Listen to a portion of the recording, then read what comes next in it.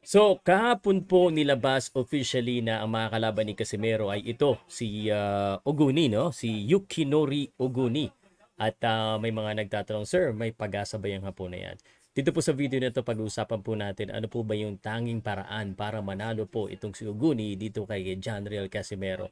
At sasabihin ko rin po sa inyo, kasi po 5 pala total na Pinoy ang lalaban dito sa card na mangyayari po sa October 12 sa Ariake Arena sa Japan. Excited na ba kayo? Sabihin ko sa inyo ha, and this is gonna be objective po yung ating pag-uusapan na ha. No bias, but ito na. Powercast Sports. If you're new here, don't forget to subscribe and hit the notification bell.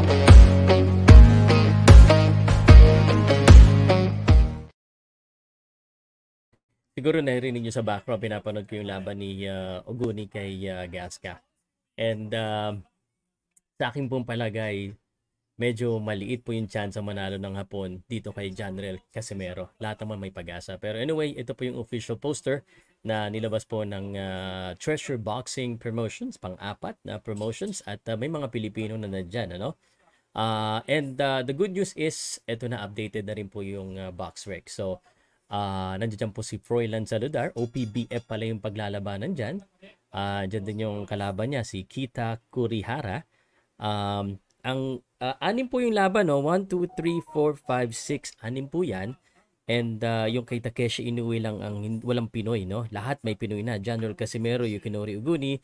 Si Vince Paras po, nandiyan din, ano? Vince Paras versus Kai Ishizawa. Saul Sanchez versus RV Deniega. Undefeated po yan. And si Gio Santimisa versus Kenji Fujita. Yan po yung mga laban dyan. So, very exciting. At sana suportahan po natin.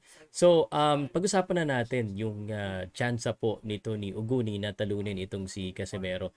During the press conference, sinabi rin po ni Oguni na tatalunin niya si Casimero by decision.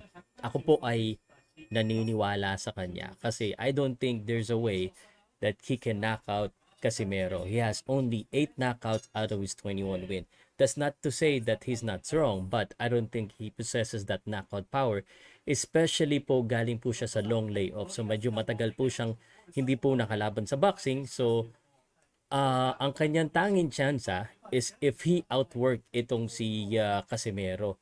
Which is, ito po yan ha. Ito po yung medyo kaya alangan yung kalaban talaga eh. And ako, minsan lang tayo maalangan sa Japan. Dito, kahit sa Japan yung laban, si Casimero talaga ang bida dito. So, salamat sa Treasure Boxing Promotions. Bira ito mangyari sa Japan, no? Na ang Pilipino po ang binibida. So, kung itong si Oguni ay merong stamina, then the only way he can win is to make this boring fight. Which means, takbuhan niya si Casimero, sundot-sundotan niya, iyan ay kung kaya niya. Sa tingin ko po, dahil sa long layoff, meron pong kumbaga yung condition nila, yung stamina nila, might be different. Kasi malapit na po yung laban, no? We don't know how much he's trained.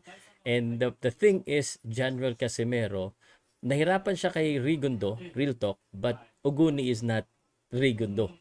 So, hahabulin niya yan. Which is, pag hinabol niya yan, hindi man niya manakaut si Oguni, Casimero would still end up winning.